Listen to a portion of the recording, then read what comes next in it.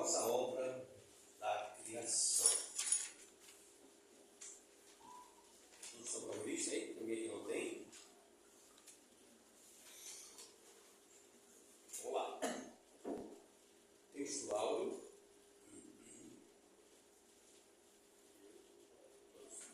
Amém? Amém. Eu te louvarei porque de um modo terrível e tão maravilhoso fui formado. De novo, todos, só da metade. Dá para ter todo mundo junto, né? Geralmente eu leio a verdade prática, né?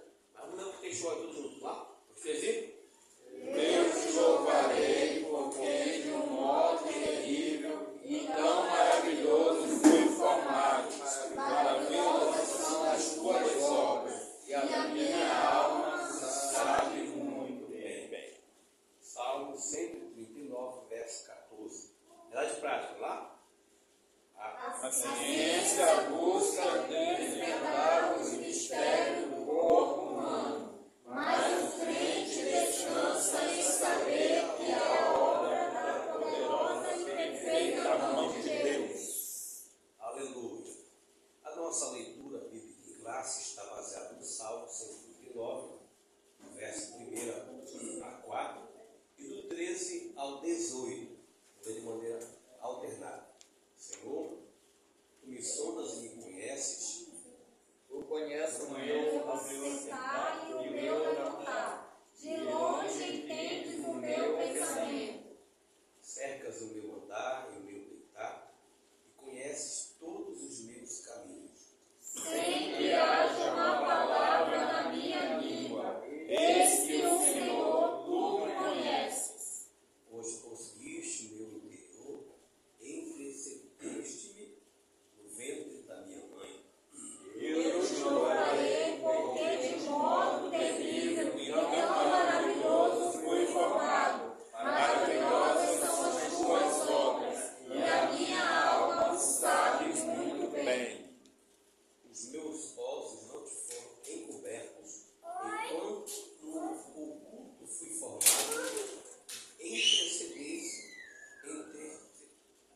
entrecedido como nas profundezas da terra.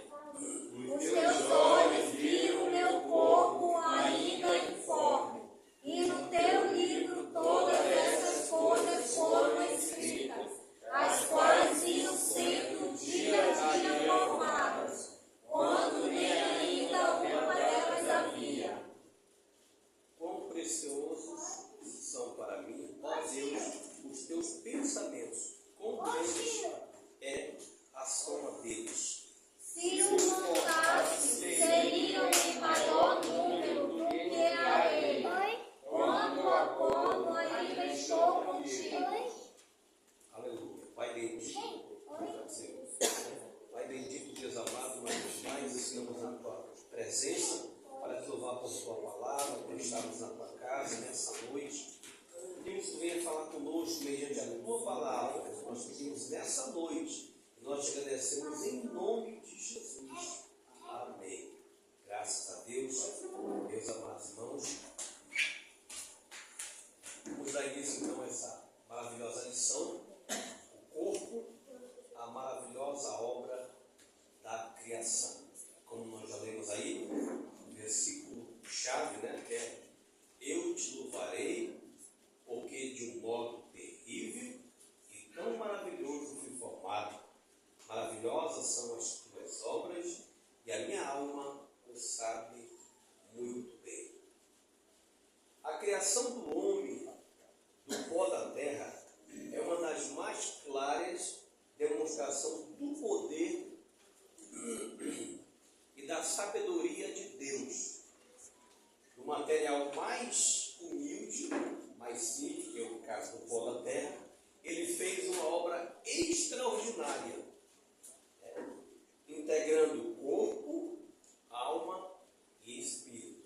E nessa noite vamos falar sobre corpo, o corpo humano, que para nós é tão importante para servirmos a Deus através do nosso corpo, e nós temos que aprender a cuidar e a zelar pelo templo do Espírito Santo de Deus.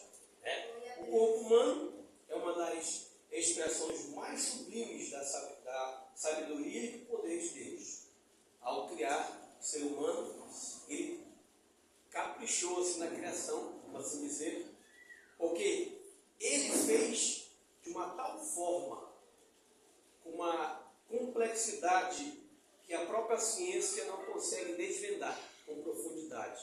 Por quê? A harmonia, como Deus fez o corpo em todo o seu aspecto, toda a sua anatomia, a parte biológica, a parte pensante do homem, foi uma coisa assim extraordinária.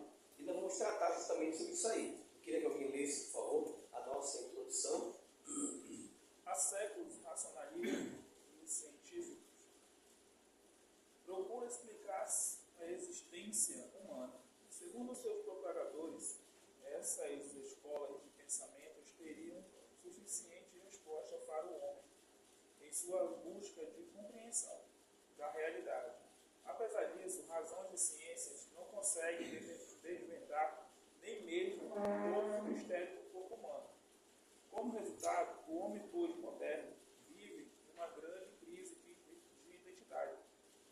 Somente pela fé, por meio das Escrituras sagradas, temos respostas sobre nossa constituição e existência. Desde o princípio, o Senhor formou o homem do pó da terra, como está em Gênesis 2:7, e soprou nele fôlego de vida, tornando uma criatura única, dotada de inteligência e também recebendo fôlego de vida dado pelo próprio Deus.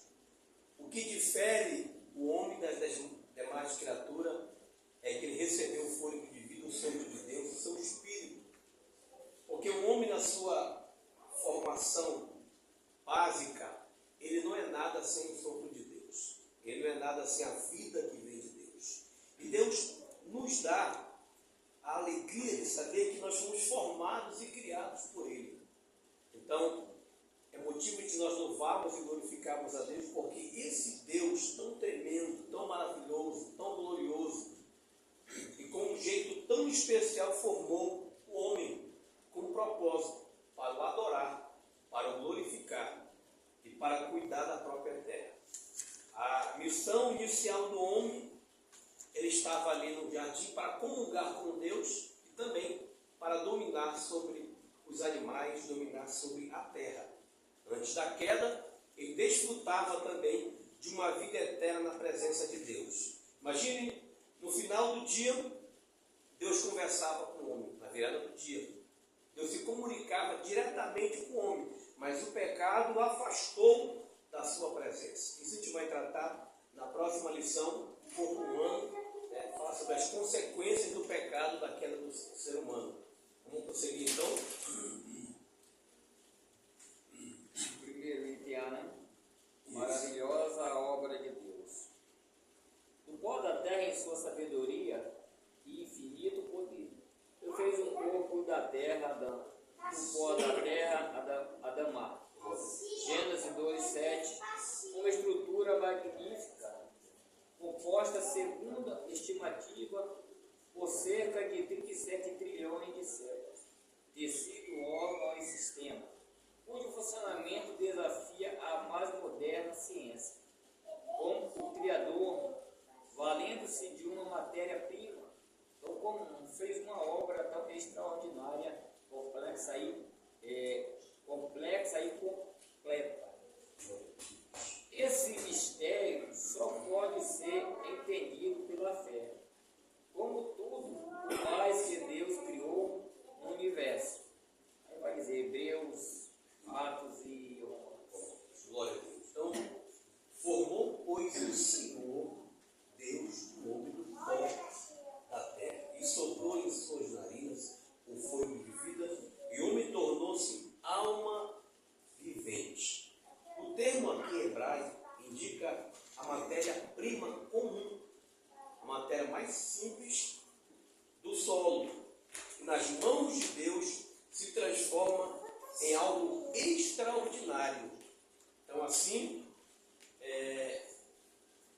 o corpo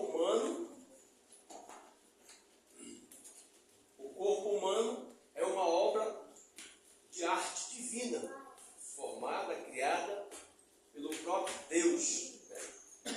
E refletindo então a sabedoria de Deus ao formar o homem, né? E na sua própria ordem da criação, ele foi feito como uma coroa da criação de Deus, como nós já sabemos dessa informação. Então, do ponto de vista biológico, o corpo humano é composto por cerca de 37 trilhões de células. Olha só, 37 trilhões de células, cada uma capaz de realizar funções vitais, né? Como produzir energia, né? Sintetizar proteínas, e assim fazer com que o corpo humano funcione perfeitamente, harmoniosamente. Então, tem os anticorpos. Então, tudo isso aí, irmãos, é obra da criação de Deus, não obra do acaso. Não é algo que nasceu assim do nada, mas teve um propósito e a mão de Deus na criação do ser humano. Então, as células não existem isoladamente, elas se organizam em tecidos, formam órgãos especializados e os órgãos se integram em sistemas corporais. Isso só que informação interessante. Então, o valor de cada pessoa não reside na sua idade, capacidade ou grau de desenvolvimento humano, mas em sua identidade intrínseca como uma criatura feita à imagem e à semelhança do seu Criador. Então aí você vai ver, aí fala sobre exemplos de organização biológica, tecido, órgãos e tudo mais, mas vamos deixar isso em outro momento. Aí vem o sistema. Tem uma palavra aqui do pastor Walter Brunelli, na teologia pentecostal, vai ressaltar que o pastor Walter Brunelli é um dos teólogos pentecostais brasileiros que escreveu teologia para pentecostais. É o primeiro brasileiro que escreveu uma teologia, né? Até da editora Central Gospel. Então ele diz assim: Deus fez o homem com duas finalidades bem específicas, uma física e outra espiritual. A física é frutificar, multiplicar, encher a terra, sujeitá-la e dominá-la, como está em Gênesis capítulo 1, versículo 28. E a espiritual é para que o homem viva para louvor da sua glória, como está em Efésios capítulo 1, versículo 11 e o versículo 12. Então, aí está o propósito, os dois principais propósitos é ele tomar conta da terra criada por Deus e também adorar o seu Criador. As principais lições bíblicas sobre a criação do corpo, do pó da terra, a gente vai compartilhar três, pelo menos aqui, diz o seguinte: o corpo revela o poder criador de Deus. Já foi citado aqui Gênesis 2:7. Então, o corpo humano é feito da matéria mais simples, do pó. Isto demonstra que a grandeza da criação não vem da matéria em si, mas do poder soberano de Deus. O Senhor transforma o comum em extraordinário e o insignificante em sublime, em excelente, em obra-prima da sua criação. Então, a vida humana não é resultado do acaso, mas de um ato direto e intencional de Deus. Ele tinha um propósito. De maneira intencional, ele criou o homem. E outro ponto interessante é: o corpo é a habitação da alma e do espírito. O corpo é a habitação da alma e do espírito. Nós estudamos isso aí na lição anterior, em Tessalonicenses 5:23. O mesmo Deus e Pai nos santifica em tudo, todo o vosso espírito, alma e corpo sejam plenamente conservados e irrepreensíveis para a vinda de nosso Senhor e Salvador Jesus Cristo. Então, o corpo é o instrumento pela qual a alma e o espírito se expressam. Sem o corpo, não poderíamos agir no mundo material. Ele é o templo que abre a nossa interioridade, nosso homem interior, e possibilita que a espiritualidade se manifeste em obras, palavras e atitudes. Então, o nosso corpo é o templo também do Espírito Santo. Coisa maravilhosa. Então, como o templo do Espírito Santo, como está na primeira carta de Paulo 6, do verso 19 a 20, o corpo deve ser cuidado, usado para glória e para a glorificação do nome do Senhor. Terceiro, o corpo aponta para a humildade e a dependência de Deus. Por que ele aponta para a humildade e a dependência de Deus? Lá em Gênesis 3,19 diz: no suor do teu rosto comerás o teu pão, até que tornes a terra, porque delas foste formado, porquanto és pó, e em pó te tornarás. Então, a origem do corpo, o pó, nos lembra da humildade. Sem o sopro divino, como eu falei, sem o sopro divino no corpo, não passa da matéria inanimada, sem vida, sem sentido. Isto mostra a nossa total e real dependência de Deus para existir, para viver com propósito aqui na terra. Sem a vontade de Deus, quem não que possa, ou que pode acrescentar um único dia da sua vida? Acabou a vida quando Deus decidir. Então, ninguém pode acrescentar um só dia, um só minuto da sua existência aqui na terra. Então, reconhecer a nossa fragilidade nos leva à humildade diante do Criador e a confiar em sua graça, a sermos dependentes dele. O corpo revela tanto a fraqueza quanto a glória futura, porque esse corpo corruptível, perecível, está sujeito às enfermidades, às limitações, ao cansaço, ao estresse, muitas vezes fica confuso mentalmente, fica doente, fragilizado. Ele vai ser um corpo glorificado, um corpo transformado. O corpo é semeado em corrupção e é ressuscitado em incorrupção. É semeado em ignomínia e ressuscitado em glória. É semeado em fraqueza e ressuscitado em poder. Diz o apóstolo Paulo na sua primeira carta aos Coríntios, capítulo 15, versículo 42 e 43. Então, o corpo atual é limitado, frágil e mortal, mas não foi criado para a destruição eterna, para perecer, porque ele é parte do plano eterno de Deus. E será transformado na ressurreição. Deus vai assim glorificar e sermos glorificados em Cristo. Então, a esperança cristã não se acaba aqui nessa vida. Não. Quando ele morre, o crente não morre.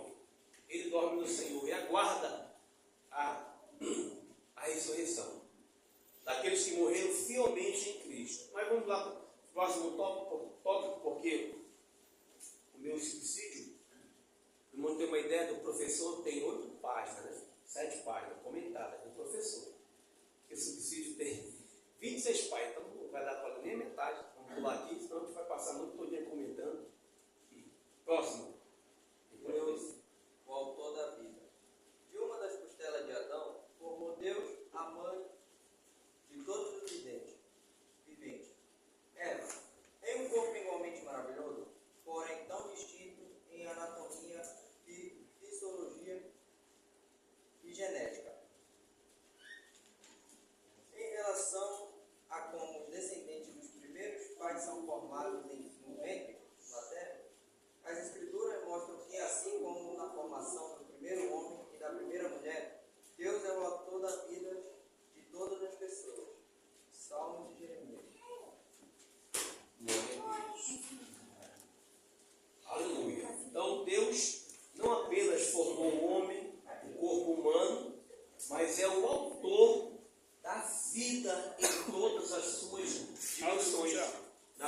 plenitude. Então, o sopro divino, né, é concedido a Adão, né, simboliza a dádiva da vida espiritual. A sua existência passa através do sopro divino, diferenciando o ser humano dos demais seres da criação. Repetido, Gênesis 2:7. Então, a Escritura reafirma que Deus conhece cada indivíduo antes mesmo da sua concepção. Pois tu formaste o meu interior, tu me tecestes no ventre da minha mãe. Da nossa leitura, o versículo 13 do Salmo 139. Em Atos também 17, do versículo 25 a 28, e em Romanos também, que é a referência, do 11, 33 a 36, vemos que toda a vida, desde a sua origem, é um ato direto da soberania de Deus. Portanto, a vida humana não é apenas biológica, mas também espiritual, refletindo a imagem do Criador, refletindo justamente a imagem do Criador, resgatando a dignidade do ser humano através também do seu Filho amado Jesus, homem que estava caído e agora é restaurado por Deus. Vamos lá. Terceiro, não é isso? Individualismo. A individualizada formação integral. Deus forma espírito, alma e corpo de cada ser humano, conforme ocorre o ato de procriação que ele mesmo estabeleceu, pela união íntima de homem e mulher, macho e fêmea.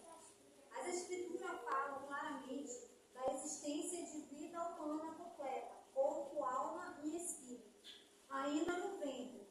Isso resalta a grande perversidade do aborto e aponta para o sublime valor da maternidade, que deve ser cercada de cuidado e proteção, e conduzida em temor, amor e devoção.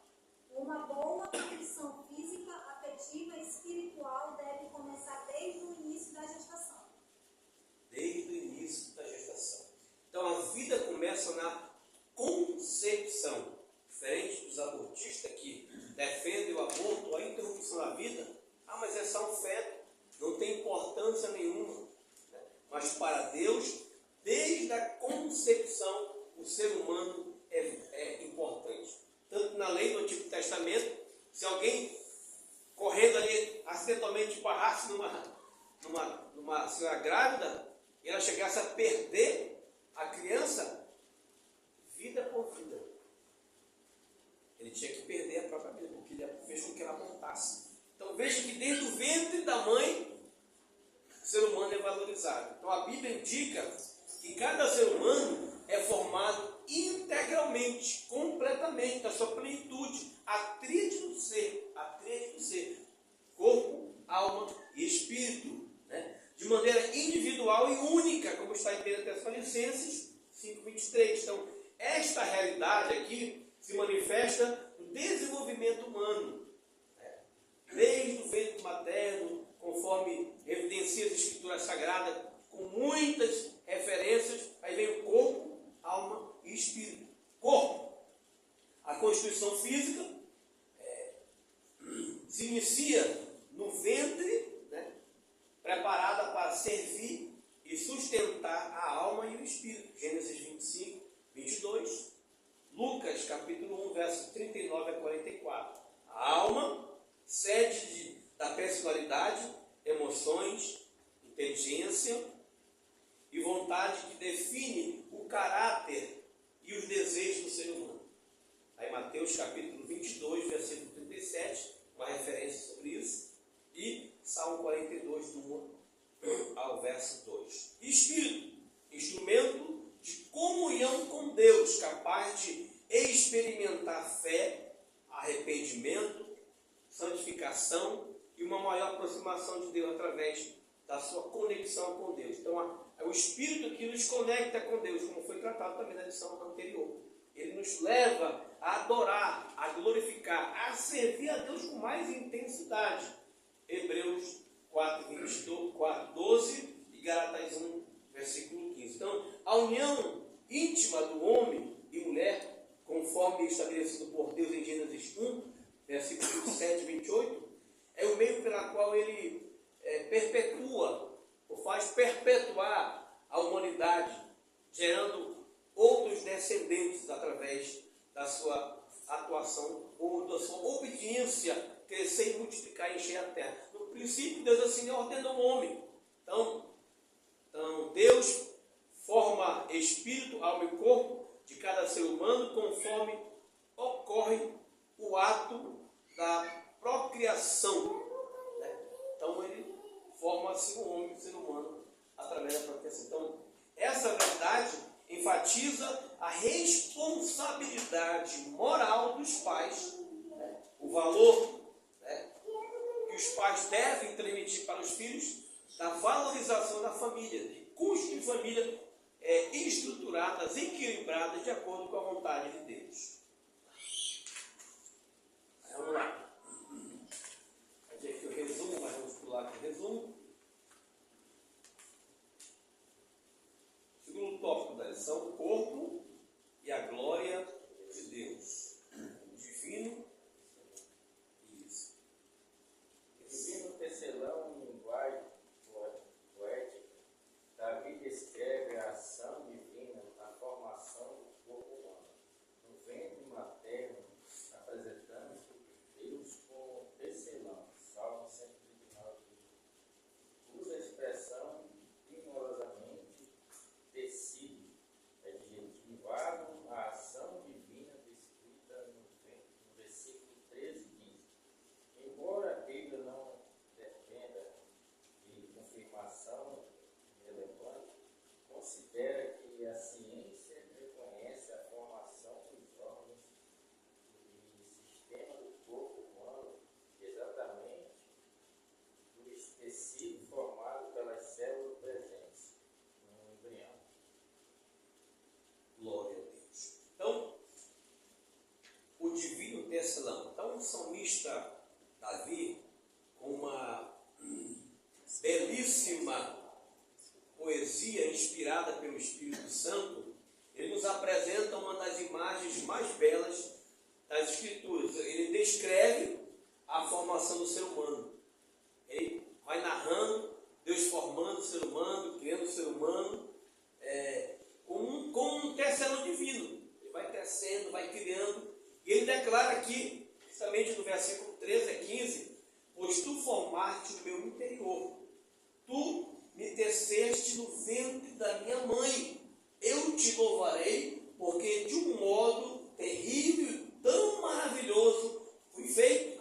Maravilhosas são as tuas obras, e a minha alma o sabe muito bem. Os meus ossos não te foram encobertos, quando no oculto fui feito e entretecido nas profundezas da terra. Olha que coisa maravilhosa. Então aqui vemos a metáfora de tecer, de criar, né, uma máquina tão poderosa como o ser humano, né?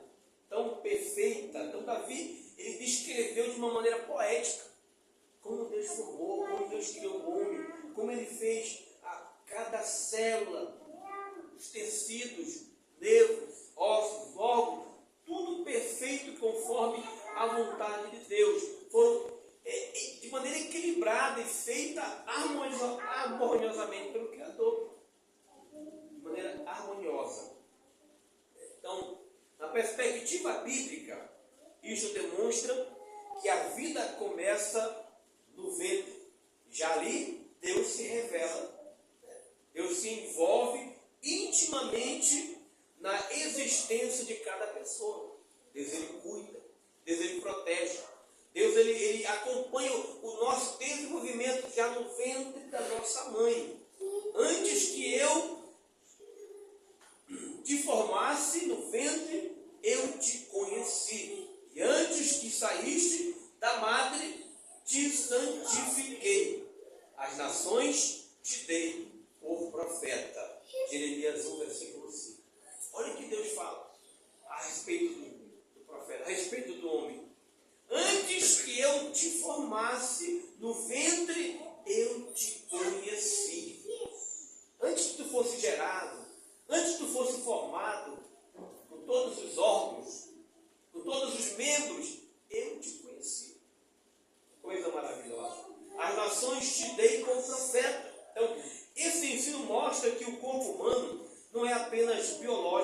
mas parte de um plano eterno de Deus, meus amados. Não é uma coisa simplesmente biológica, humanamente falando, né? Mas um propósito traçado pelo próprio Deus. Então a Bíblia, ainda que a Bíblia seja suficiente em si mesma, é interessante notar que a ciência moderna ela confirma que a formação do corpo humano realmente ocorre pelo desenvolvimento de tecidos. E assim vai sucessivamente, cada parte, cada órgão. De acordo com o que a ciência moderna apresenta hoje, a Bíblia, anos atrás, milênios atrás, já falava sobre isso. É igual, e quando Deus fala pelo profeta Isaías, 600 anos antes de Cristo, ele se assentou no globo da terra. Quando o homem descobriu que a terra era redonda, a Bíblia já falava há muitos e muitos anos atrás. Então, que coisa maravilhosa. Então, dessa forma, podemos ensinar que Deus é o autor da vida. Nós temos que transmitir essa verdade. Ele mesmo tece cada ser humano no ventre materno. O corpo é fruto do cuidado divino. Então, nada em nós é acidente, mas é tudo planejado por Deus. Nada está por acaso. Foi um acidente. Não, Deus formou tudo de maneira harmoniosa. Então, o corpo revela a glória de Deus. A nossa própria existência é um testemunho vivo do poder criador do Senhor. Portanto, ao contemplarmos o nosso corpo com todas as suas funções e complexidade, devemos não apenas nos maravilhar, mas também reconhecer o quanto somos dependentes de Deus. Então, esse reconhecimento de nos submetermos à vontade de Deus deve nos levar à adoração e a ter uma vida de consagração a Deus. Portanto, glorificai a Deus no vosso corpo e no vosso espírito, os quais pertencem a Deus. 1 Coríntios capítulo 6, versículo 20. 2. Vamos lá.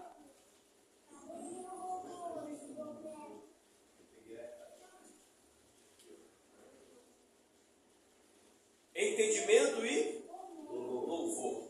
Vamos lá. A compreensão da maravilhosa obra divina na formação do corpo humano envergam de toda a especulação e incluindo o sentimento de gratidão e louvor. Davi declarou: Eu te louvarei, porque de um modo terrível e tão maravilhoso fui formado. Salmo 9. No mesmo versículo, o salmista usa a expressão: A minha alma o sabe muito bem, demonstrando uma verdadeira fé produz entendimento e percepção espiritual correta, gerando quietude interior. Quando um homem não se reconhece como obra do Criador, vive inquieto, em busca de explicações sobre si mesmo, e se torna vítima dos mais variados de uma teoria evolucionista. Não glorifica a Deus e se perde em um mundo de idolatria e depravação.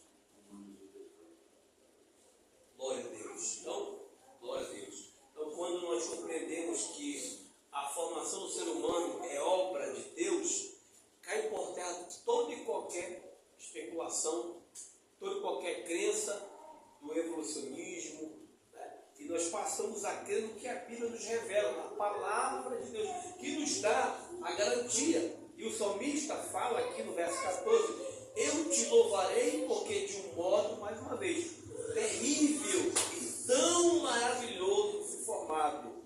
Maravilhosas são as tuas obras e a minha alma o sabe muito bem. Ou seja, eu tenho convicções que foi Deus que me formou. O homem sente isso, né? Ele tem, e nós sempre falamos aí, e os pregadores sempre repetem essa expressão, que existe um vazio tão grande no coração do homem que somente Deus é capaz de preencher.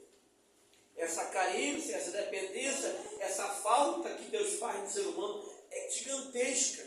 E somente Deus pode suprir essa necessidade. O que ele fala? Quando o homem não se reconhece, melhor, não se reconhece como obra do Criador, vive inquieto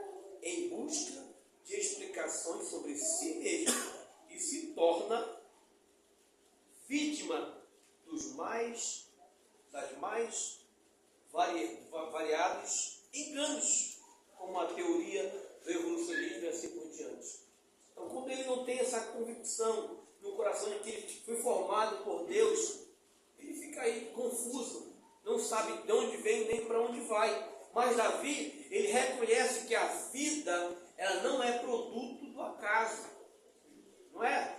Mas resultado da intervenção criadora do Senhor nosso Deus. Então, o termo terrível, aqui em hebraico, encarrega a ideia de algo que inspira relevância, algo que é tão grandioso, tão sublime, tão maravilhoso, que nos deixa atônitos diante da majestade divina. Então, assim, a palavra de Deus nos assegura essa convicção profunda que o salmista tinha.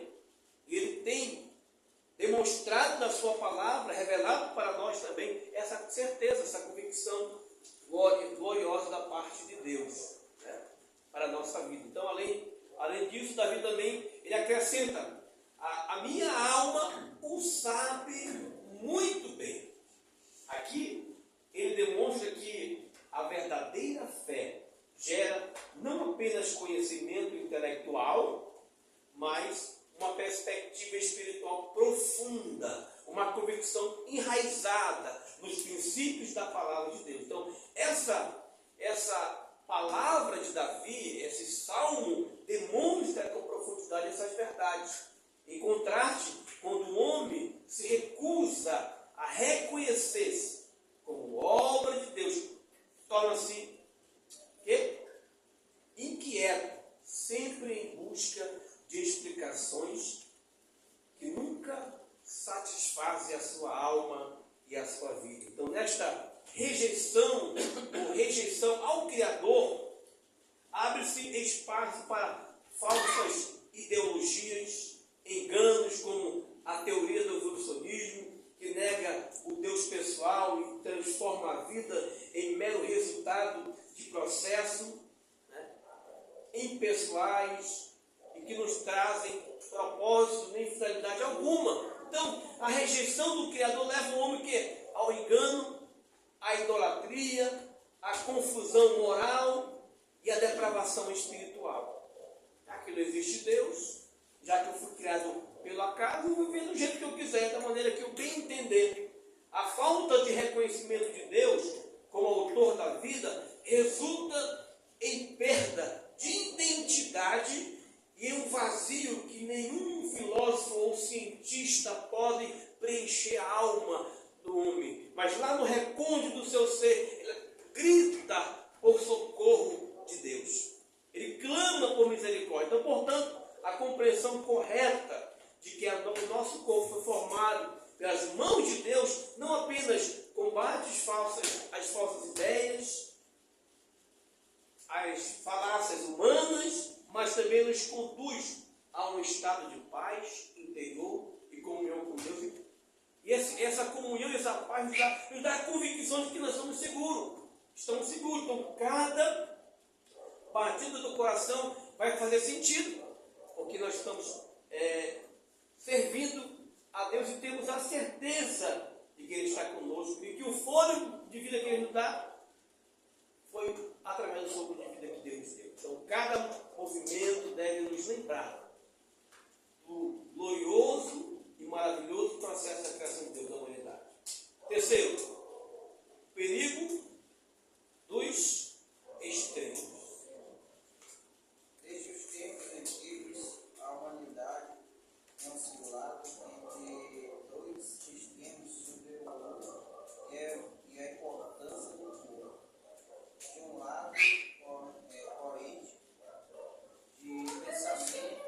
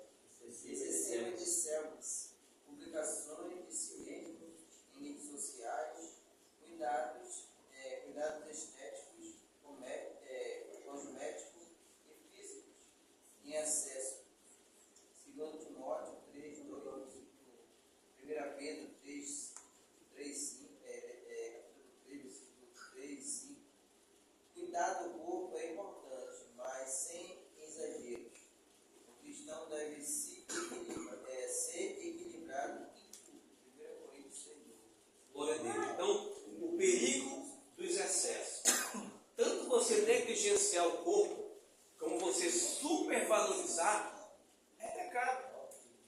Né? Você não pode desprezar o corpo, maltratar o corpo, desvalorizar o corpo, não zelar nem cuidar do corpo na parte física, né? Na parte estética, mas também você não pode idolatrar o corpo. Né? Então, ao longo da história, a humanidade ela oscilou entre os dois extremos, né? No entendimento do corpo humano sobre essa questão. Então, de um lado, os filósofos como os maniqueístas, platonistas e gnosticismo, eles desenvolveram a ideia de que a matéria é essencialmente um ar, não tem valor. Então eles desprezavam o corpo para valorizar o intelecto, para valorizar outra coisa. Então, levando à negação do corpo, eles negligenciavam o cuidado, o zelo pela matéria. Então, para esse sistema, a alma era valorizada enquanto o corpo era desprezado ou mesmo castigado, martirizado, né? Sofria. Então, esse era o erro espiritual. Né? Está em oposição àquilo que a Bíblia revela para cada um de nós, que mostra que Deus criou o corpo como obra. Gênesis 1, versículo 31. E digno de cuidado e de honra. Então o corpo precisa ser cuidado, valorizado. Já do outro lado, já do outro extremo, há a supervalorização da aparência do corpo visível. Desde a antiguidade, no caso na Grécia, que foi citada aí, né, que persiste nos tempos modernos. A supervalorização. E hoje também, segundo a própria filosofia, o antropocentrismo filosófico, humano, humanista, ele acredita que o homem é tudo e Deus não é nada. É antropocêntrico. Como eu falei na última lição, segundo o dicionário objetivo do sistema filosófico, segundo o qual o homem é o centro do universo. E aí, aonde Deus fica? Se o homem é tudo, ele é o centro do universo, tudo é para ele, tudo para auto se promover, auto se vangloriar. Né? E hoje em dia a vaidade humana vai longe. Ontem na pregação o pastor deixou isso muito bem claro e exemplificou na Santa Ceia com relação quando Jesus pediu que o povo preparasse a ceia. Vamos lá, vocês vão encontrar um homem carregando um cântaro. Olha, era normal as mulheres carregarem um cântaro de água, era a tradição em Israel, mas o homem era uma coisa, era um período festivo, das 3 festas principais. E de repente, se ele falasse, vão lá, encontrem uma mulher carregando um cântaro, sigam ela até a casa. Encontrou um monte de mulher, porque estavam preparando o momento festivo, todo mundo pegando algo que era essencial para o momento da festa, mas você vai encontrar um homem carregando um cântaro. E aquele homem não tinha, pastor Luiz, aquele homem não tinha identidade. Não se fala o nome daquele homem. Ele era um homem anônimo, mas ele carregava um cântaro. Muitas das vezes as pessoas são anônimas, mas servem a Deus com fidelidade. Anônimo, mas tem um cântaro de água que representa a vida, que sacia a sede espiritual. Ele pode não ter aparência, holofote, status, posição, cargos eclesiásticos. Não, ele pode não estar sentado nos meus bancos da igreja, mas está no cantinho orando, intercedendo e servindo a Deus com fidelidade. Esse homem que demonstra a humildade glorifica a Deus com o seu corpo, mas aquele que autopromove já recebeu o galardão aqui na terra, como disse o próprio Jesus.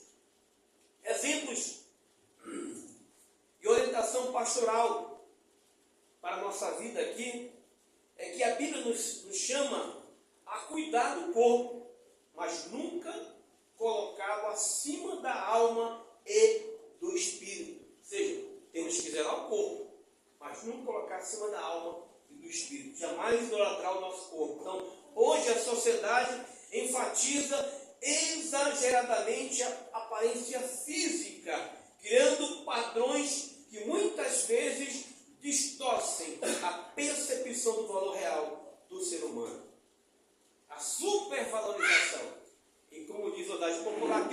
mais é pecado, né? Ou estraga, né? Então, alguns exemplos práticos desta supervalorização incluem o quê? Obsessão com as redes sociais, como foi isso aí. Somos secada, né? O culto às selfies. Likes, né? Like. E seguidores. Muitas vezes transforma a vida em um palco de autopromoção, né? Desviando a atenção, desviando o foco do próprio Deus. O homem quer se promover, ele quer aparecer, ele quer ter seguidores, ele quer ser popular, ele quer ser famoso, mas não quer ser servo de Deus.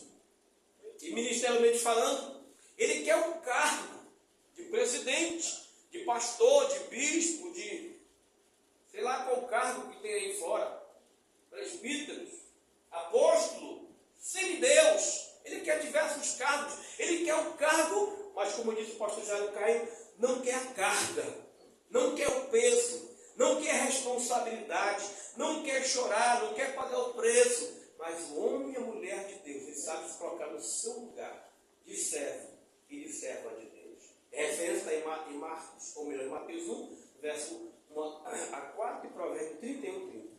Outra coisa, excesso em cuidados estéticos. Irmãos, anatomia, ou melhor, a aparência física de uma pessoa difere de uma da outra, né? Aí a pessoa faz uma intervenção cirúrgica, estética. Eu vou mudar aqui meu nariz, né? Que está meio chocado. Afinar ele, botar bem bonitinho. Aí eu vou puxar daqui e dali. Aí a pessoa vê, uma pessoa faz uma intervenção estética, mas tem todo um estudo, todo um preparo, todo um cuidado, né? Aí eu quero igual aquela camarada ali, que é daquele mesmo jeito. E a estrutura óssea, a facial, não vai dar certo. Mas eu quero assim. Estou pagando para isso. Aí vem o resultado. Aí vem a frustração.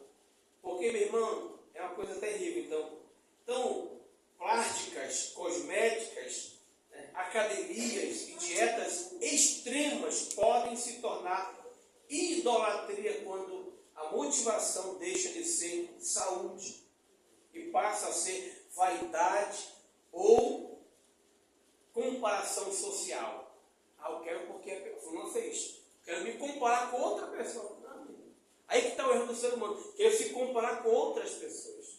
Aí acaba, infelizmente, se frustrando, quebrando a cara. E nós vemos aí também acidentes, né? Tem pessoas que morrem com essa intervenção externa. Terceiro exemplo aqui, comparação constante com outros.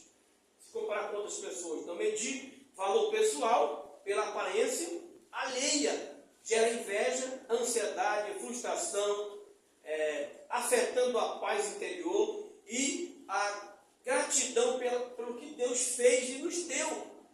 Tem gente que não é grato nem pelo que tem, que é o que os outros têm, fica invejando, cobiçando aquilo que é do próximo. Isso é pecado. A gratidão é o caminho de um coração fiel a Deus.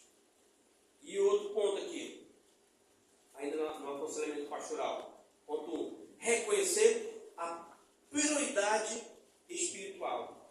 O corpo é o templo do Espírito Santo. Nós citamos aqui a carta de Paulo. Mas a alma e o espírito têm prioridade na vida cristã. O corpo é essencial, é o templo do Espírito Santo. Mas a alma e o espírito precisam ser alimentada, nutrida pela palavra. Então, o cuidado físico deve ser equilibrado e orientado por princípios de saúde e serviço a Deus. Não por vaidade. Não por vaidade. Segundo, avaliar motivações antes de gastar tempo ou recursos com aparência. Pergunte: estou fazendo isto para glorificar Deus ou para agradar a mim mesmo e aos outros?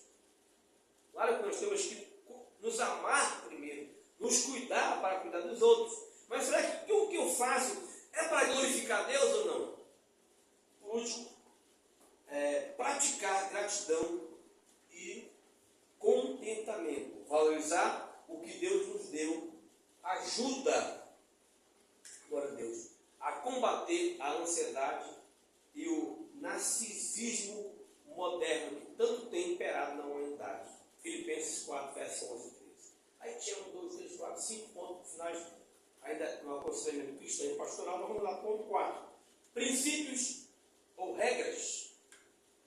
Quando falamos em corpo, temos a tendência de logo pensar em regras. Mas o viver cristão moderado consiste, acima de tudo, na observância dos princípios bíblicos. Um deles é fazer tudo para a glória de Deus, 1 Coríntios 10, 31. Aplicável às práticas mais simples do nosso cotidiano. É o parâmetro espiritual mais eficaz que regras rígidas e inflexíveis que podem nos levar ao legalismo. Mateus 23, 1, 7, 23. Devemos sempre refletir. O que fazemos para o nosso corpo glorifica a Deus ou visa agradar a nós mesmos? Romanos 14, 21, 15, 1 e 7. Veja só.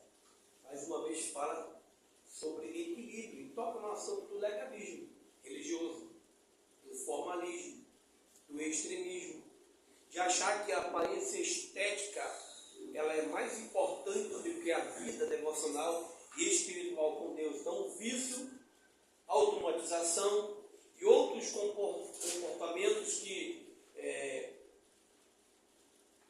estou comentando aqui em cima do ponto que era anterior. Peguei aqui o fio da meada, está batendo no comentário, gente.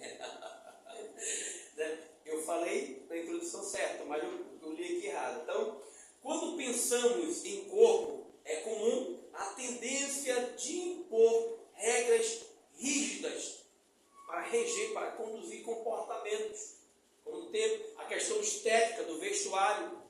Tem gente que pensa que ser santo é ter veste lá no tornozelo, né?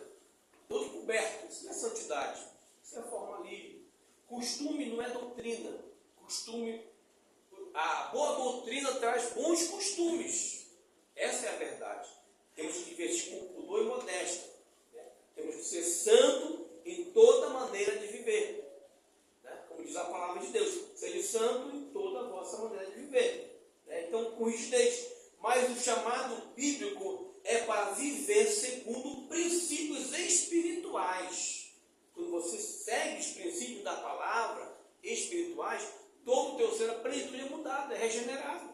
A forma de você se vestir, a forma de você se comportar, o seu testemunho, a sua palavra, a sua atitude, o seu caráter. Eu repito a frase que as pessoas fizeram muito pela sua reputação. Aí o que a pessoa vai pensar de mim, o que eu vou dizer? Claro, nós temos que fugir para isso mal, mas reputação é o que as pessoas pensam quem você é. Caráter é o que Deus sabe quem você é. Não adianta um estereótipo, maquiar uma aparência ou uma santidade que não existe, passa longe de Deus. Aparentemente, lá fora ou aqui entre quatro paredes, é totalmente diferente. Então nós temos que viver a plenitude de Deus na nossa vida. Todo ser deve ser santificado para Deus sem exagero. Então, o princípio central é claro, tudo deve ser feito para a glória de Deus. Pastor, Sim. eu sendo um líder, eu posso sair de calçãozinha, de camisetinha? A questão com relação Eu sendo um líder. a questão da liderança Ao invés, pesa muito, porque é uma questão cultural e doutrinária. Evidentemente que doutrina é a palavra, mas os bons costumes devem ser preservados. Se ele representa, porque você é um líder, você representa um ministério. Aí você não vai andar de qualquer jeito, de qualquer maneira, para representar o ministério. Aí você é um líder, aí você vai só de camisetinha ou sem camisa, de bermudinha na rua. Não quer dizer que a vestimenta em si, ela produz salvação. Mas a santificação tem que ser em todos os aspectos. Porque santo significa separado para algo, para servir a Deus. Então, é outra coisa. Pastor, é pecado jogar bola? Não é pecado jogar bola. Mas, quem está na liderança, quase não tem tempo social, nesse sentido aí. Está aplicado a palavra, a doutrina, ao ensino, ao aconselhamento pastoral. Então o líder, ele é tão envolvido na obra que as coisas terrenas quase ele não... Sim, pastor? Já pode concluir, que aí concluir eu só me dá um pouco Quase eles não atentam para isso. Agora, aí você faz um social com a igreja. É um momento propício para confraternização nesse sentido. Mas um líder, ele deve ter pudor e modéstia. Porque assim, tudo que o líder faz, o liderado quer copiar, porque ele é um referencial de conduta, no procedimento, como disse Paulo a Timóteo, no trato, na palavra, na fé, na mansidão. Então, ele é o referencial. Então, a liderança, ou a igreja, é o reflexo do seu líder. Então, pesa em tudo que ele faz, o que ele diz, o que ele influencia positivamente e negativamente. Então, o seu testemunho vale muito. Sim, pastor, pode falar. Qual o contraponto que eu vou fazer? Por exemplo, quando o senhor refere assim, vamos dar um exemplo. Eu acho que as coisas é meio moda e decência. Por exemplo, nós temos que fazer algo, por exemplo, o senhor diz assim, andar com bermuda, sei lá o que, tá. Mas nós também temos que ver também que as pessoas, muitas vezes, o líder também, apesar dele não andar de bermuda nem nada, ele anda relaxadamente. E outra coisa, por exemplo, negócio assim, porque isso aqui é futebol. Eu acho, muitas pessoas estão, sua família destruída, por causa só de estar na igreja. E a família estão abandonando. Não entendi. Quando as pessoas vão verificar, eu acho que com ordem e decência, o líder, a gente vai ver que quando a gente vai pegar na Bíblia, liderança, vou dar um exemplo de Moisés, Davi, todas essas pessoas Deus orientou o que ele deveria fazer.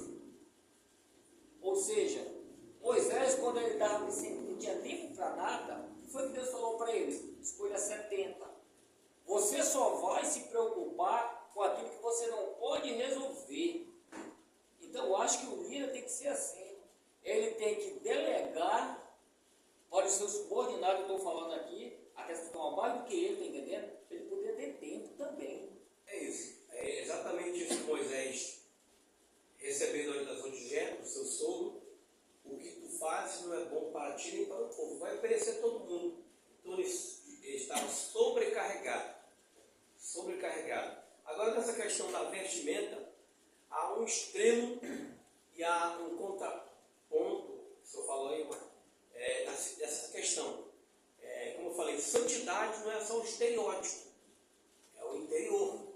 A santidade vem de dentro para fora. O que adianta eu ser aparentemente estou todo engravatado, todo no paletó, bem, né? Mas o coração está sujo, o coração não está limpo. Eu sou um crente carnal, eu sou um crente iracundo, eu sou um crente que não tem comunhão com Deus. Não adianta. Então, o extremo dos dois lados é perigoso, tanto o liberalismo demais como o extremismo demais. Aí vem o formalismo. Aí eu estou falando da questão do formalismo. Isso é formalismo. Não é espiritualidade. Espiritualidade começa de dentro. Então, minhas ações, aí vem a pergunta, minhas ações glorificam a Deus?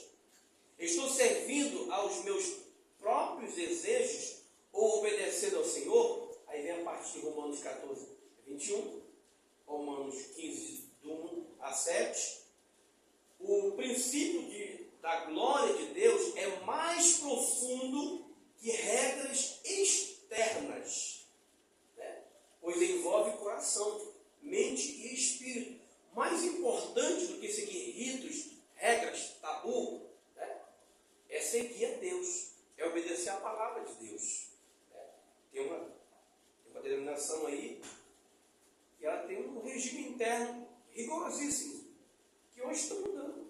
E a informação que eu tive com os membros de lá, um dos líderes quer abolir esse regimento porque não serve, porque apesar de se ter várias citações bíblicas, foge ao que a Bíblia realmente ensina.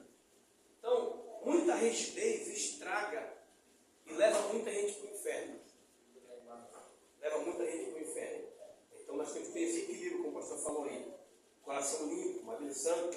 Então, o princípio da glória de Deus é mais profundo que regras externas, pois envolve coração, mente e espírito.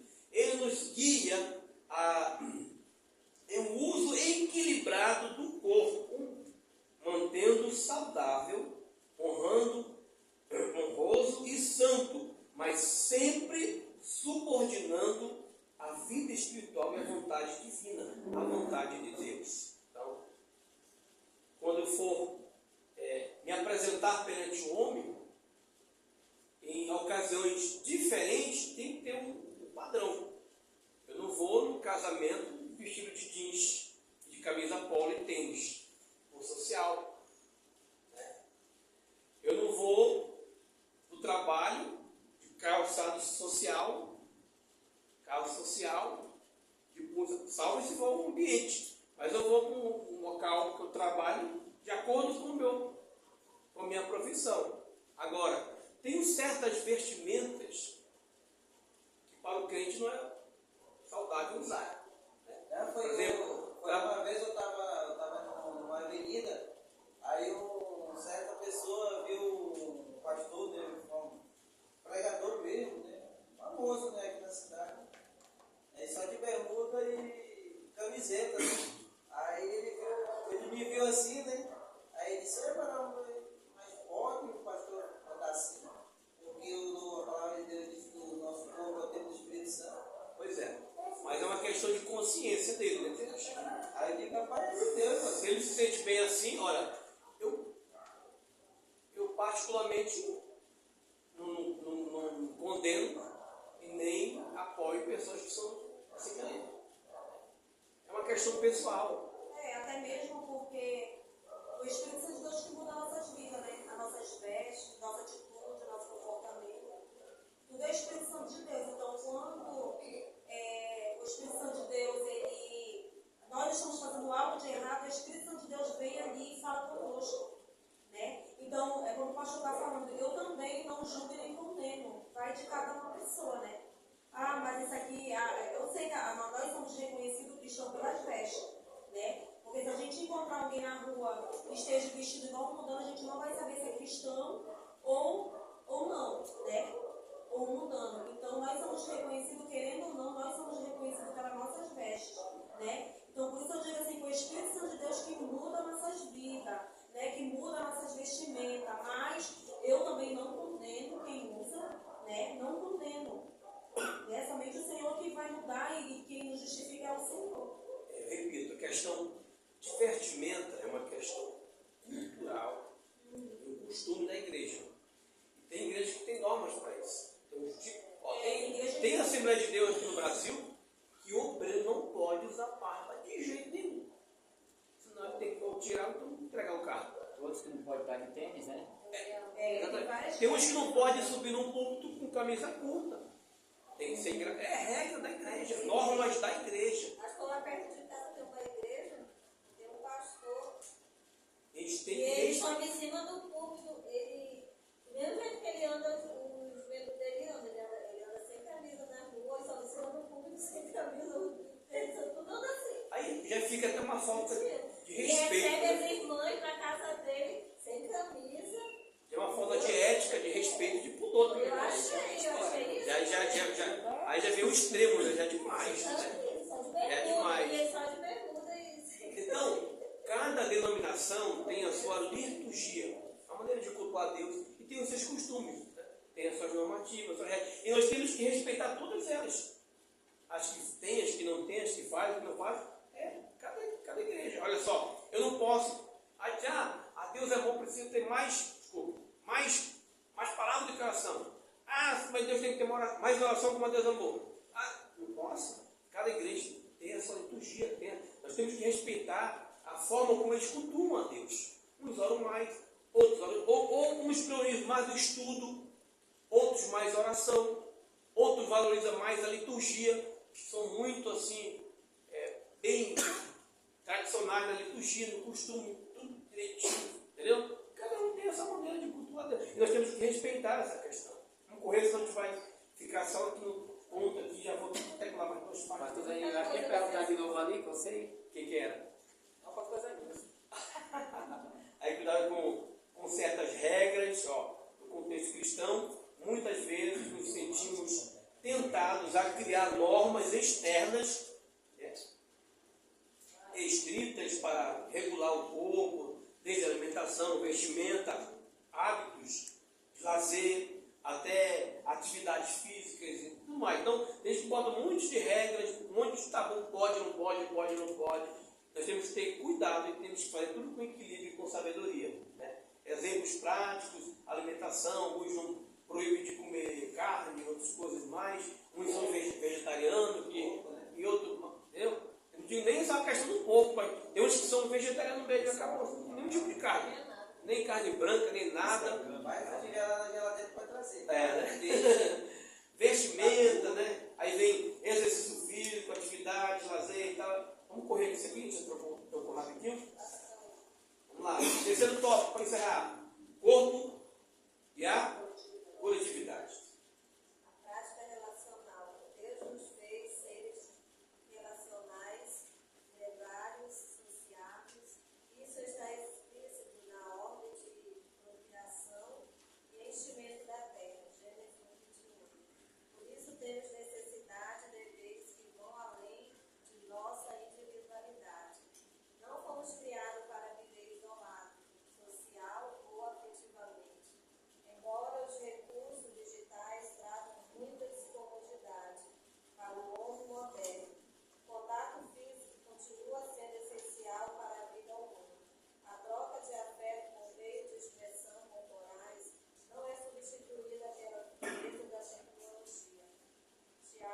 Tiago qualifica a verdadeira religião e a fé viva por praticar relacionais reais, que exige um envolvimento do povo. Tiago 27, 2, 14, 18. Como está nossa comunidade?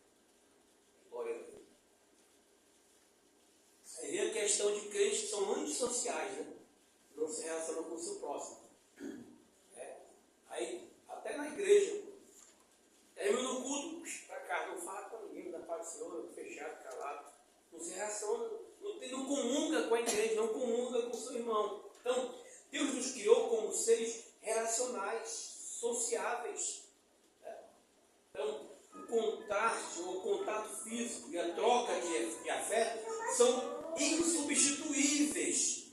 E a tecnologia, embora útil, não substitui a presença e o toque e o contato humano. Não pode substituir. E nós percebemos que até na família está uma coisa terrível. A tecnologia dividiu a família. Aí o filho está para um lado, a filha para o outro, os pais, cada um com o seu smartphone, com o seu celular, redes sociais. Pessoas que jantam com o celular na mesa ali, não larga para nada. Almoço, janta ali, incansável. Não tem mais aquela interação, aquela conversa familiar. A mesa com algo sagrado, algo para você comungar, para você compartilhar, para você conversar como foi o seu dia, como foi a sua tarde. E assim, a parte social está sendo deixada de lado. Convívio social, relacionamento familiar, contato com os amigos. Agora tudo por WhatsApp, né? Só uma mensagem, pronto, acabou. Não tem mais, vamos se encontrar no final de semana para comer uma pizza, né?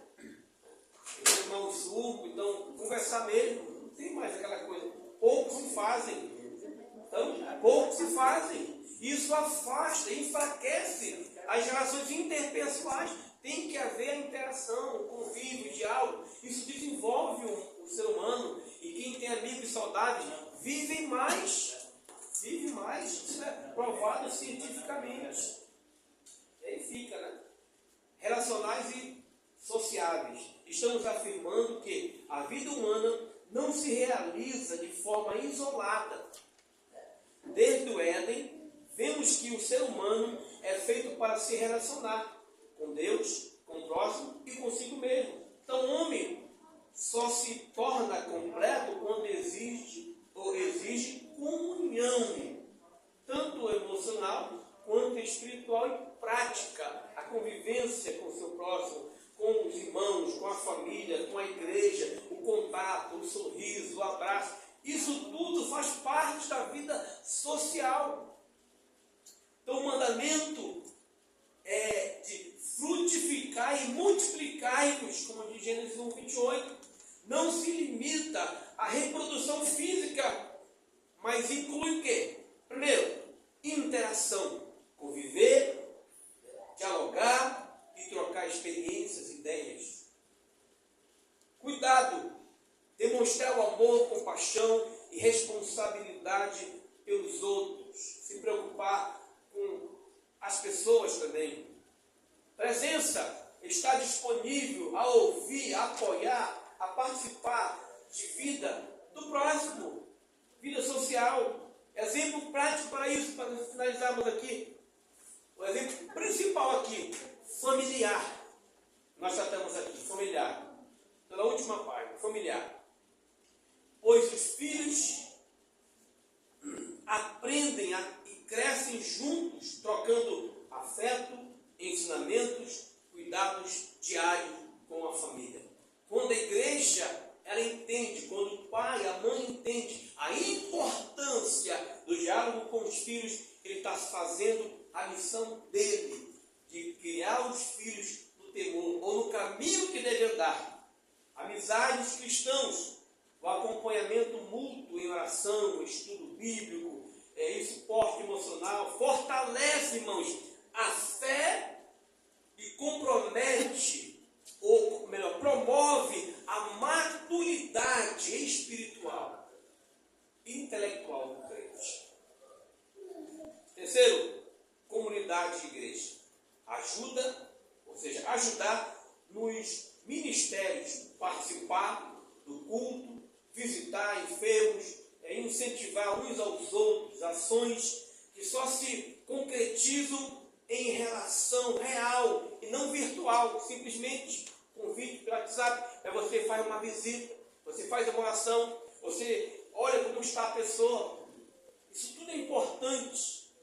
E Pedro, para encerrar, já aplicando aqui a Bíblia, Tiago 1:26 e 27, mostra que a fé verdadeira se manifesta em cuidado ativo com os outros, ouvir, ajudar e viver de maneira prática. E Tiago também fala que a religião pura e imaculada para com Deus, o que é? É visitar os órfãos, as viúvas, nas suas necessidades e guardar-se da corrupção do mundo, do pecado. Olha só, vamos lá. 1 João 4:20, 21 ensina que amar a Deus está diretamente ligado a amar o próximo.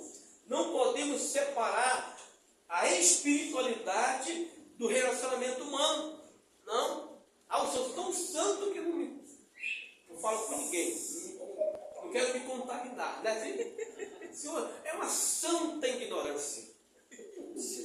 É uma santa ignorância. Eu sou tão santo que eu estou até...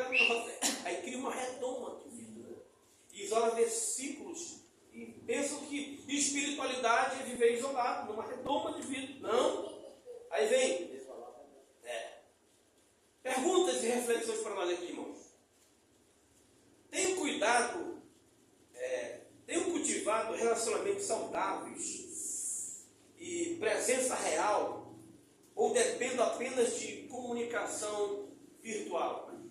Como é que tem sido as nossas relações interpessoais e sociais? Será que é só através do WhatsApp, Facebook, Instagram e tudo mais? A interação, irmãos, será que nós temos nos aproximado dos nossos irmãos, da igreja, dos parentes, dos amigos? Como posso usar o meu corpo para expressar amor, cuidado na fé? Como é que eu posso? Como é que eu posso glorificar a Deus com a minha vida? É servindo ao próximo, é servindo a Deus. De que forma a minha participação na minha congregação, ou seja, na minha igreja, fortalece o meu relacionamento e a vida espiritual dos outros? Ou seja, em que você pode contribuir, irmãos, para fortalecer o coração, a vida de cada um dos irmãos? Acabando, né? Tinha 1, 2, 3, 4, 5. Vamos parar por aqui, que o tempo não nos permite mais. Tinha o último, né?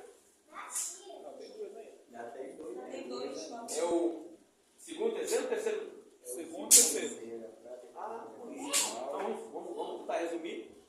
Já lembra que Pode ler. a prática congregacional, o corpo é um elemento fundamental do culto divino. As escrituras nos advertem da necessidade da reunião coletiva, da vida congregacional. Muitos têm sido seduzidos e enganados pelos falsos discursos que criticam a igreja como instituição, sugerindo tipo de uma fé individual ou meramente virtual. Sejamos sábios e prudentes. O movimento dos desigrejados e antibíblicos e atualmente pericial a verdadeira vida cristã. A gente vê aí justamente essa prática aí atual, né? Os desigrejados têm uma mentalidade, uma ideia de que agora você pode se relacionar diretamente com Deus, estreitar a tua comunhão com Deus. Isso contradiz o que diz Hebreus, né?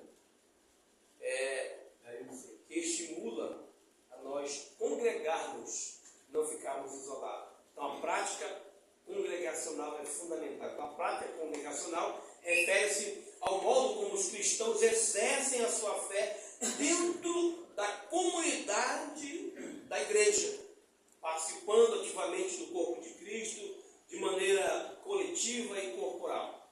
Não se trata apenas de estar presente fisicamente, mas de se envolver no corpo, no coração e com o espírito nas atividades congregacionais. Você se envolver, é você se doar para a obra de Deus. Ponto primeiro, as principais características. Primeiro, participação ativa.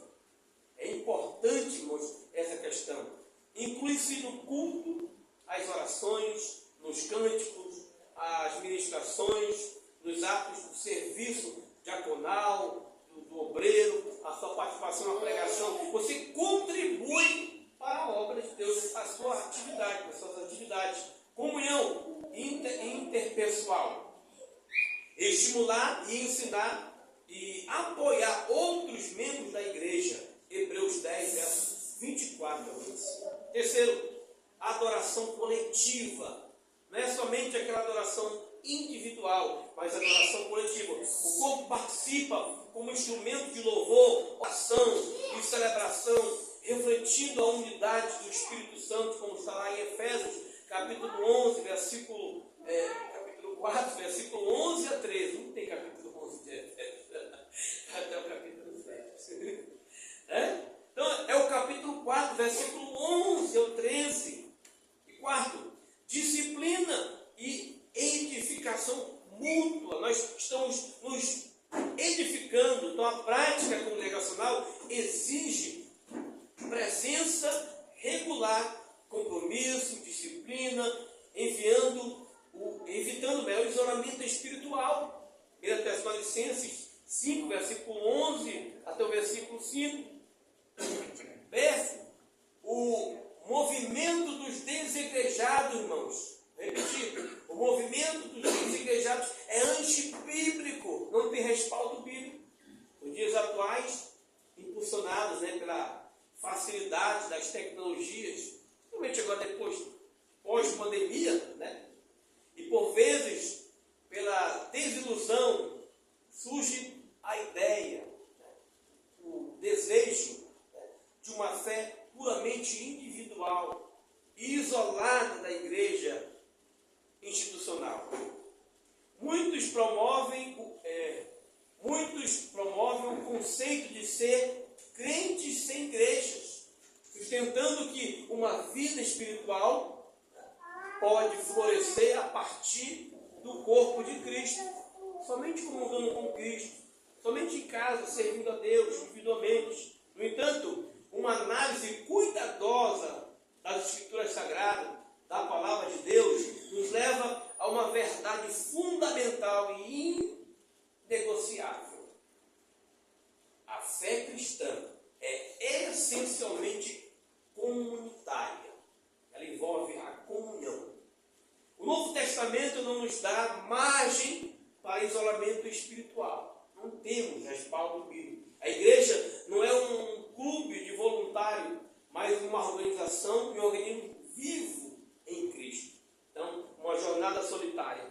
Não é agradável e propício, melhor, agradável e não tem respaldo bíblico. Então, a nossa fé é vivenciada e aperfeiçoada em comunidade, em comunhão. E vamos lá para o versículo chave. O autor dos Hebreus 10, 25 nos apresenta um claro e direto mandamento: não deixando a nossa congregação, como é costume de alguns, antes admoestando-vos uns aos outros. A expressão não deixando, irmãos, é particularmente reveladora. Ela indica que esse comportamento já existia entre os cristãos primitivos de séculos atrás. Pessoas que não queriam mais congregar, possivelmente movidos por medo de perseguição, né? Ou por desilusão espiritual. E o autor dos Hebreus deixa muito categoricamente: nós temos que deixar, não temos que deixar de nos congregar, de ir para a nossa congregação, de adorar a Deus. Então o princípio é claro: a perseverança na fé é o estímulo mútuo, e o estímulo mútuo são inseparáveis da comunhão com outros cristãos. Então o corpo de Cristo, como uma família espiritual, é o ambiente que Deus designou para nosso sustento e crescimento e fortalecimento espiritual. E o apóstolo Paulo, em Efésios 11, como eu já falei, versículo 11 do capítulo 4 a 13, nos dá uma importante visão da complexidade dos dons do corpo de Cristo. Ele explica que Deus deu dons específicos: apóstolos, profetas, evangelistas, pastores e mestres. Uma versão fala pastor, mestre. Todo pastor deve ser mestre, deve ensinar, né? Com vista ao aperfeiçoamento dos santos para, né, o desempenho do seu serviço para a edificação do quê? Do corpo de Cristo. Então, o crescimento e a maturidade espiritual da casa, de cada crente, depende inteiramente de uma convivência entre a comunidade cristã, entre os irmãos. Então, o significado exegético de Hebreus 10, 5, o texto grego de Hebreus 10, 5, utiliza o termo que significa literalmente reunião ou assembleia. O termo refere-se a uma reunião regular e comunitária da igreja. Não há o contrário, mas uma comunhão. Então, o verbo, traduzido como deixado, implica um abandono. Você abandona o termo. Vou pular aqui. Vamos lá agora para o terceiro, para nós finalizarmos a conclusão. Tecnologia e culto. Vamos lá. O corpo precisa não apenas estar presente no tempo, mas envolver-se diretamente com o culto. Tanto o Antigo quanto o Novo Testamento enfatizam o aspecto corporal intenso e vazio. Corporal enfatiza o aspecto corporal intenso na adoração. Deus quer a expressão de todo o nosso corpo em louvor ao seu nome. Os recursos tecnológicos da atualidade, como drones, telões, celulares, tablets, são muito úteis, mas se usados sem moderação, podem nos destruir ou deixar inertes no culto. Até a educação secular já reconhece os prejuízos desse exagero tecnológico. Tudo que é demais estraga, né? Então, exagero. Então, tem que ter essa preocupação, principalmente nos cultos, de limitar o acesso a redes sociais. mídia, né? A mídia da igreja que está ali filmando, batendo foto, registrando os momentos do culto. Mas a igreja está ali para adorar a Deus, para servir a Deus, para cultuar a Deus. A Bíblia nunca apresenta o culto apenas como uma experiência intelectual ou emocional, mas como um ato integral, né? Que abrange espírito, alma e corpo. Então, tem que ter uma entrega total. Romanos 12, né? Rogo-vos, irmãos, pela compaixão de Deus, que apresentei o vosso corpo como um sacrifício vivo, santo e agradável a Deus, que é o vosso culto racional. E lá na carta de Paulo 1, versículo 6 a 20, faz essa regra. Então, postura corporal no culto. A Bíblia, irmãos, descreve momentos em que os fiéis se ajoelhavam, como está no Salmo 96, verso 6, levantavam as mãos em adoração, perante Timóteo 2,8, se prostravam, como está em Apocalipse 7, versículo 11, ou cantavam em voz alta, Salmo 100, verso 1 a 2. É um cântico de celebração a Deus, de regozijo, de adoração. Isto mostra que o corpo, né, participa também da adoração a Deus. Todo o corpo, a gesticulação de você se render ao Senhor, de você glorificar a Deus, de você exaltar, de não atenção ao Senhor, faz parte do culto e da adoração a Deus. Então o culto não pode ser reduzido a algo mental ou virtual. Ele é vivido de forma encarnada, pessoal, presencial, comunitária. B. O papel da tecnologia no culto. Vivemos numa era em que recursos tecnológicos, televisão, sons, celulares, foi tablet, foi sistema, transmissões ao vivo, drones e tudo mais, pode o quê? Facilitar a comunicação do Evangelho. Mas nós temos que fazer tudo isso com decência e com ordem, com equilíbrio. Como eu falei agora há pouco, a mídia da igreja é responsável por isso. Mas a igreja precisa também ter disciplina, que você não pode estar ali no zap e cultuando a Deus, ou uma coisa ou outra. Tem igrejas que botam até na entrada, proibido o uso do celular. Não pode entrar. Eu conheço pastores amigos meus que eles colocam em todos os cantos. Aí você deixa no silencioso e uma emergência você sai, atende. Mas para não virar, porque fica uma coisa desorganizada, desrespeitosa, e não faz parte do culto. Né? A liturgia do culto é adorar a Deus. Não para ficar ali, joguinho, não para ficar ali. Aí você bota para a criança para ficar.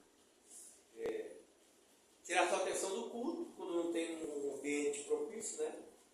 Separado com uma salinha, aí você distrai a criança com o celular. Isso vicia a criança. Ela só vai querer ficar ali o tempo todo, toda hora, o tempo inteiro. E não consegue se concentrar no culto, principalmente a nossa juventude e adolescente. Então, o aspecto principal do culto é adoração a Deus. Então, o papel da tecnologia é facilitar a comunicação do Evangelho. Então, aspectos positivos ampliam o alcance da mensagem do culto online para enfermos ou distantes, pessoas estão impossibilitadas de vir para a igreja, estou enfermo, estou em casa, assiste o culto online em casa. Ou pessoas que não são salvas em Cristo Jesus, ouvem uma palavra da igreja. Então é importante a transmissão, traz a edificação e a expansão do reino de Deus aqui na terra. Alcança milhares de pessoas ao mesmo tempo. Isso é importante também, nós aprimorarmos essa questão ali.